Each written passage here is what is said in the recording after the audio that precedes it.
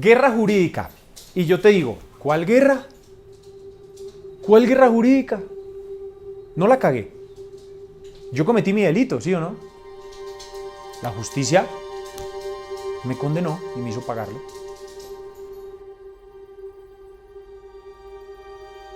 La guerra jurídica hace alusión, este término se empezó a utilizar como hacer alusión como de que si nosotros fuéramos inocentes.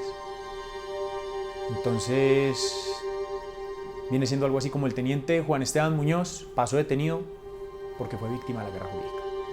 No, yo ya no lo veo así. Obviamente hubo un momento en el que yo mismo me victimizaba y decía, ay, la guerra jurídica es la que me tiene detenido. Claro, la guerrilla ha sabido, las FARC supieron utilizar esos estamentos del Estado, la Fiscalía, y supieron infiltrar todos estos estamentos para montar pruebas en mi contra. Pero yo creo que en el fondo de mi corazón yo sabía, sí, pero es que yo soy culpable.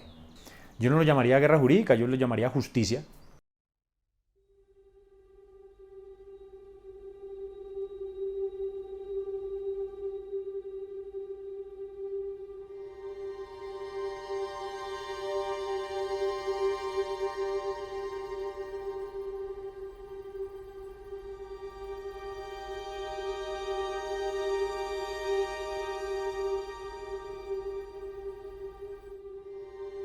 No sé en qué momento se nos cambió tanto el chip o tanto la mentalidad o nos desviamos tanto que nos preocupamos más por odiar al sapo que al que hizo la cagada.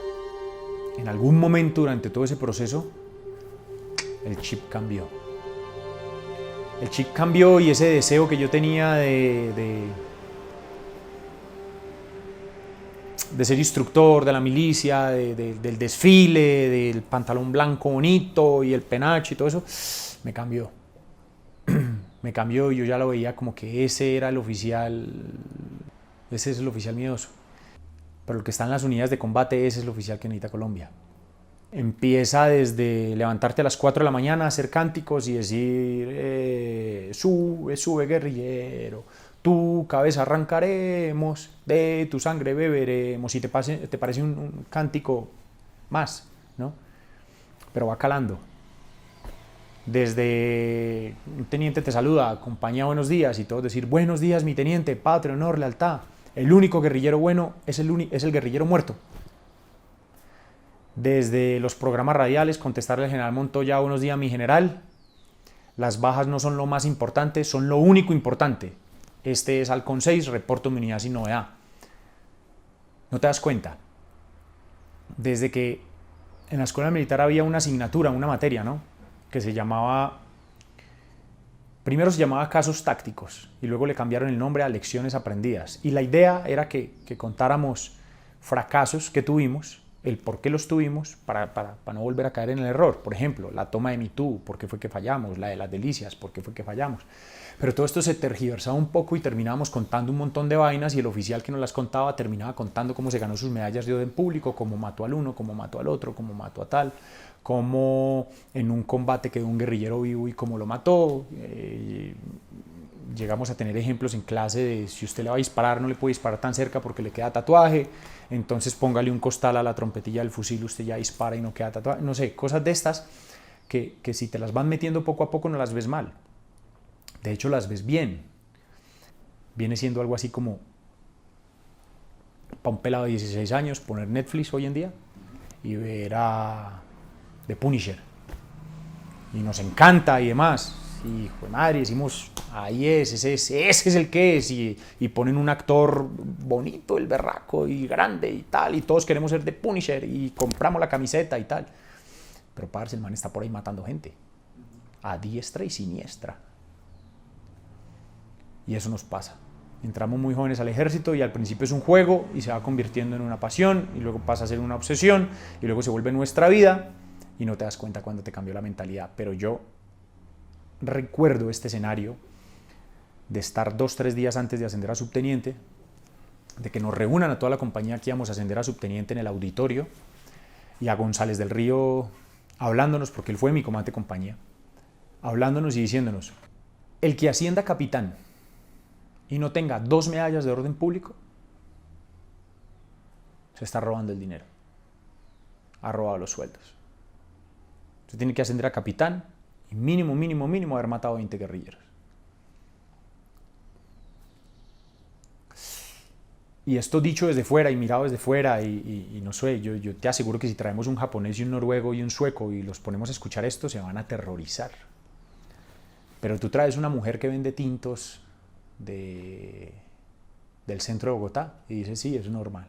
Siendo ayudante del general Zapata, hay un consejo de seguridad en el Urabá al cual asiste el presidente de la República, Álvaro Uribe. Y bueno, el consejo de seguridad era en la alcaldía o no sé dónde era, en el Urabá. Yo estaba detenido, no podía salir, aunque salía. Entonces, terminado el consejo, entraron a la brigada. ¿Y dónde van a entrar a la brigada? Pues a la oficina del comandante de la brigada. ¿Y quién está en la oficina del comandante de la brigada? Pues el ayudante, yo. Entonces entraron un montón de generales, entró el presidente, entró una gente en civil que supongo que eran ministros, no tengo ni idea. Porque mira, yo he sido malo para rendir pleitesía. El presidente. Pues yo siempre para arriba los he visto como no más. Entonces es el presidente, pero algún día llegaré por ahí. Y entran a la brigada y ellos están hablando sus cosas y sus risas y sus no sé qué, y bueno, y cómo estamos, y ya. Y a mí me salió. Y me le paré al frente y le dije, señor presidente, subteniente Muñoz Montoya, que se encuentra detenido, me presento. No sé por qué me salió así. Me dice, ¿usted por qué está detenido?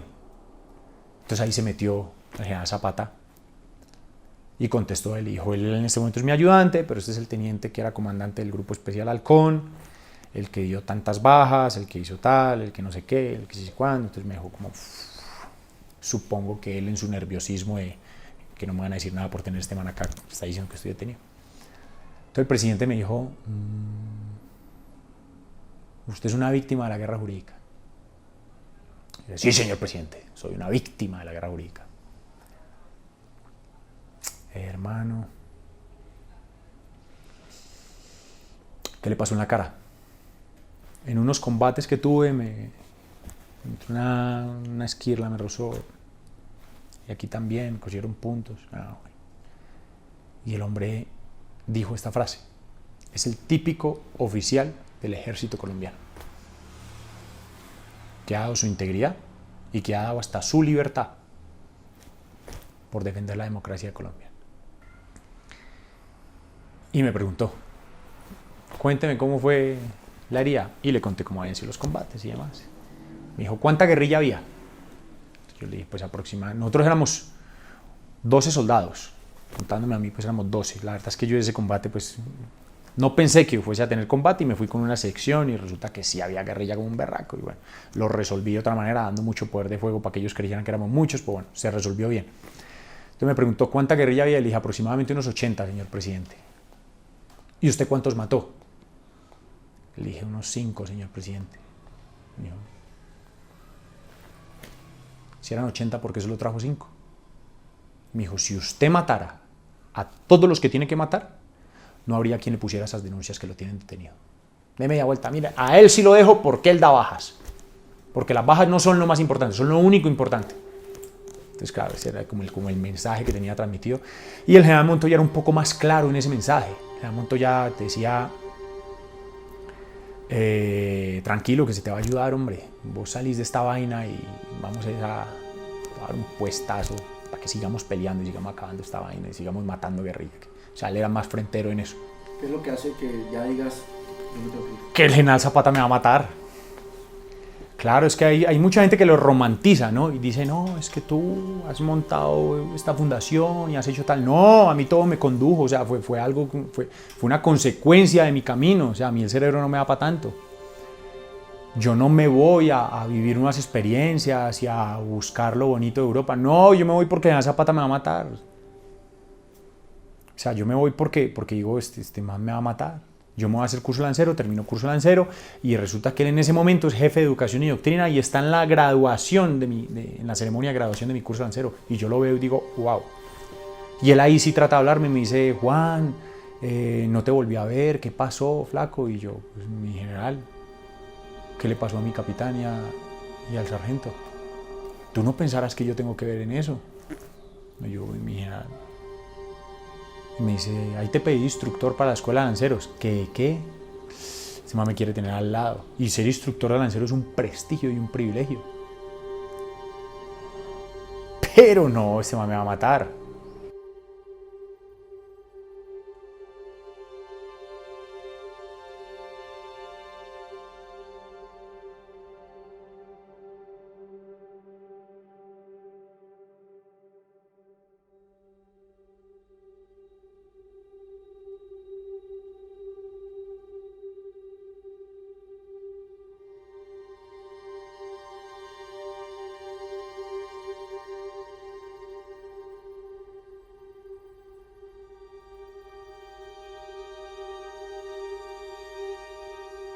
Mi padre me visita, mi padre había escrito un libro que se llama Viajes y Revelaciones e impuso la doble moral. No lo publica, pero él tiene unas 3-4 copias y una de esas me la da a mí. Y me dice, hijo, te dejo el libro. Y me dice, estoy profundamente feliz porque hablando contigo y en esta visita me doy cuenta que no eres mala persona. Has cometido cosas horribles. Y mi padre decía, ni los buenos son tan buenos ni los malos son tan malos. Y estoy feliz porque de aquí vas a salir con un muy buen futuro. Me decía, porque claro, yo le pedía perdón. Perdón porque claro, yo los preocupé. Yo la cagué. Y mi padre me dijo, piensa en las víctimas. Y yo, qué raro este man hablándome de las víctimas. Mi papá está loco, hermano. Mi padre fallece a los 2 meses. Estaba lleno de cáncer por todo lado.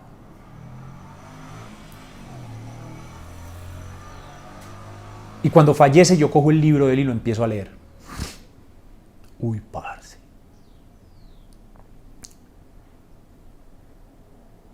Es víctima del conflicto armado. A mi abuelo lo mataron. Le pegaron unos tiros, lo dejaron en una cuneta y mi padre a los 9 años vio a su papá, a mi abuelo, lleno de tiros, desangrándose en una cuneta. Y le dije, deme este alojamiento.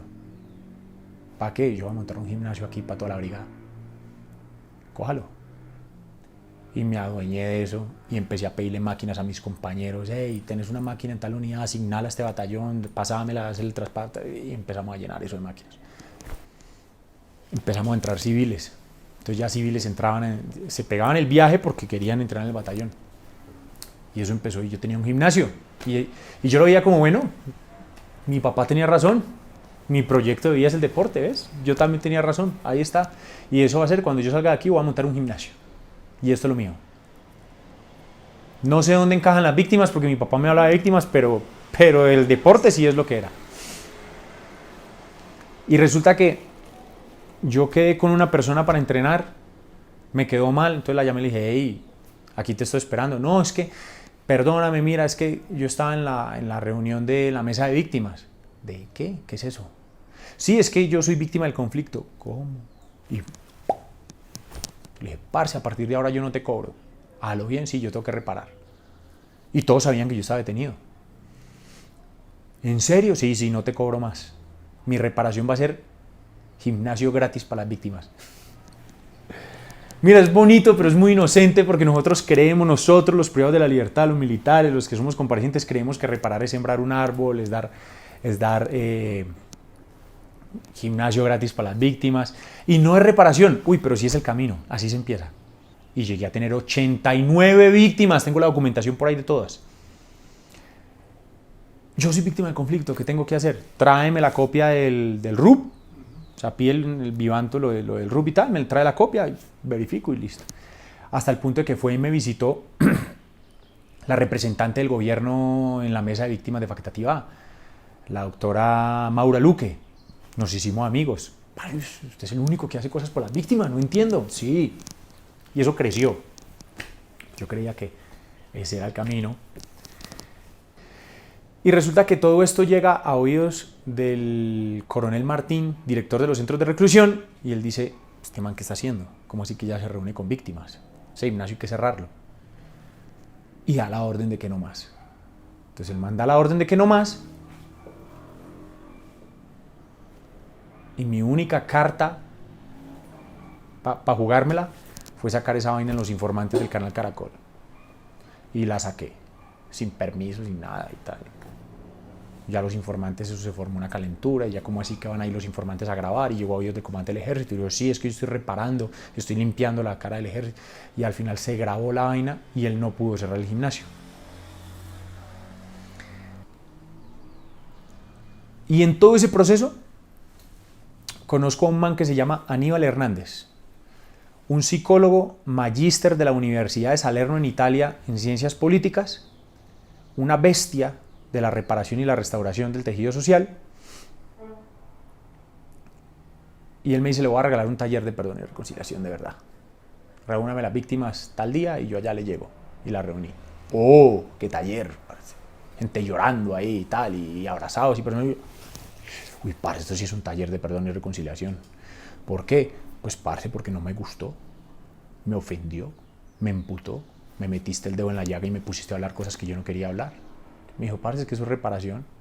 O sea, usted es victimario, bueno, ¿y usted qué cree? ¿Que ando deporte gratis ya? No, papá.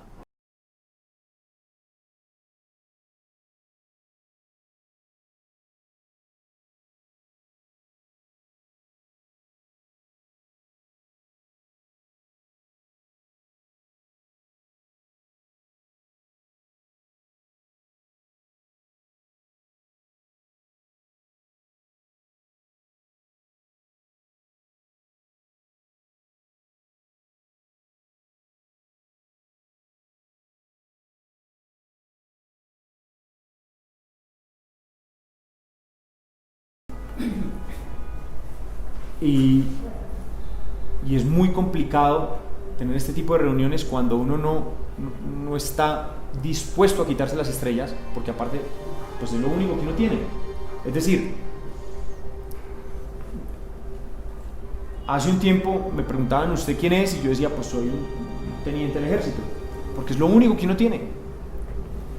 Uno a los 14, 15 años dejó su familia, dejó todo por esa idea de me voy a meter al ejército, y le entregó la vida. Es decir, para uno el ejército lo es todo. Y miren, es muy complicado que yo esté aquí hablándoles y aún así en mi corazón hay amor por el ejército. Entonces es muy, muy, muy complicado el poner el corazón encima de la mesa y el quitarse las estrellas.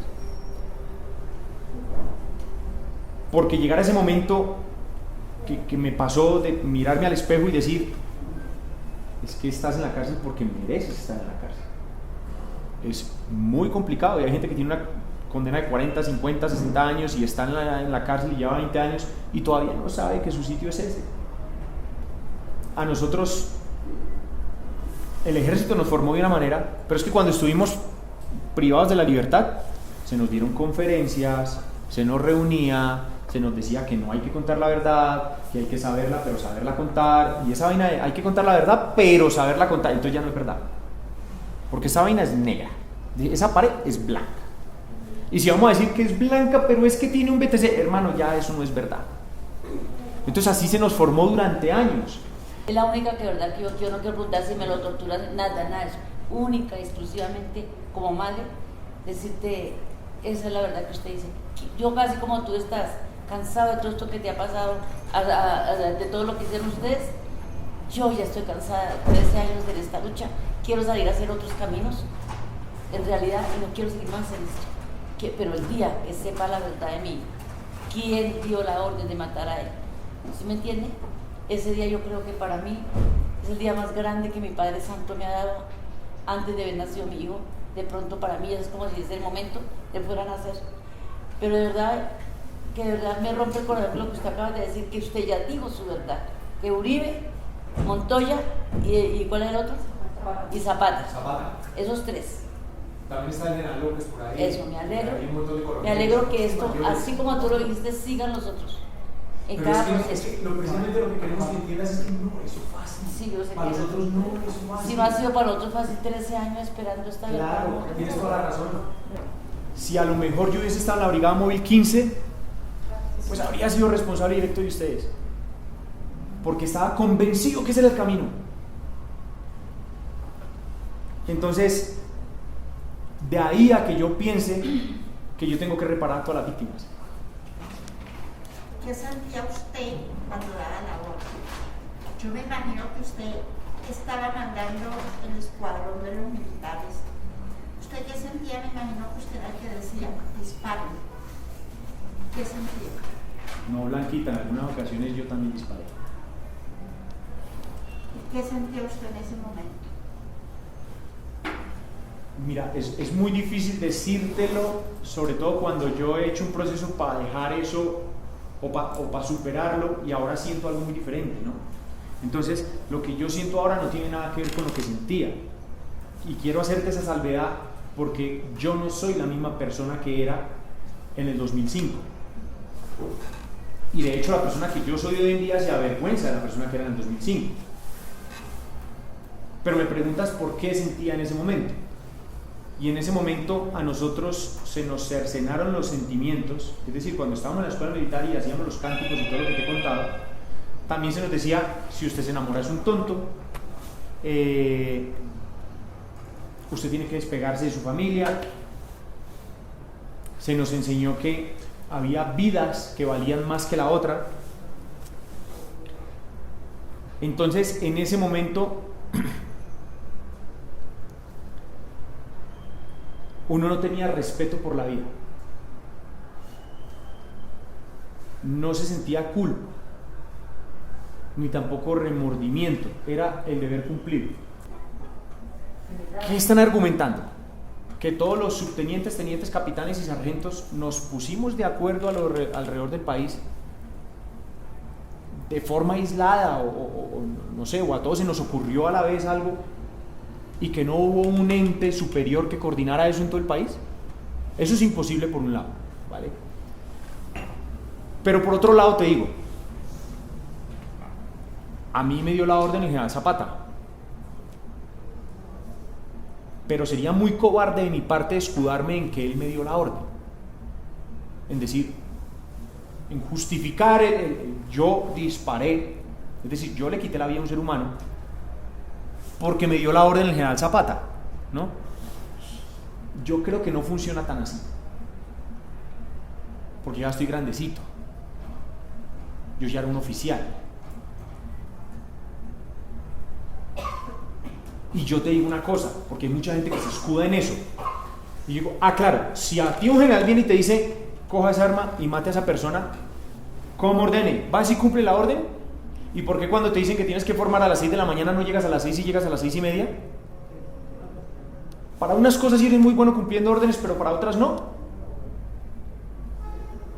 No estoy escudando al general Montoya, pero también quiero que quede muy claro que el victimario no puede escudarse en que es que yo recibí la orden y yo soy lo mejor del mundo, soy el mejor soldado del mundo para cumplir órdenes. No, porque cuando te decían ¿por qué no se afeitó? ¿Por qué no afeitó a las 5 de la mañana? ¿Por qué no formaba cuando tenía que formar? O sea, para unas cosas sí cumplías órdenes, pero para otras tan graves como estas no fuiste capaz de decir, yo eso no lo voy a cumplir. Quiere decir eso que si yo participé en ejecuciones extrajudiciales fue porque a mí me dio la gana. Y si eso es el general Montoya, imagínense dónde está Uribe, que todavía tiene el ego por las nubes. Es decir, sí, claro, tienen más miedo todavía, y es que ustedes dan miedo, dan pánico.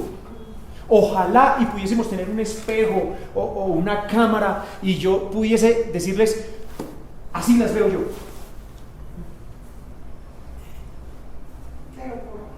Porque son madres empoderadas, berracas, que llevan 13 años luchando contra el ejército. ¿Quién ha hecho eso? Sin dar plomo. Porque uno las ve en las noticias y le da escalofríos. Y en ese momento yo no sé si mis compañeras me irán a reprochar. A mí me gustaría darle un beso. ¿Te gustaría qué? Darle un abrazo.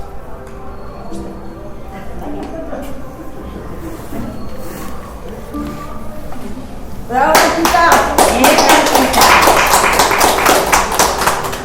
No, ellos no lo miran, ellos no lo miran porque Rincón Amado a mí no me ha mirado la cara. Yo Bueno, yo también quisiera darle un abrazo. Decirle que Dios te ama. Y Dios te perdona. Yo también. Bien, Idalí. Bravo, Idalí. Esa Idalí. La reconciliación con su hijo, porque yo a mi hijo lo adoraba y me quedé sin él.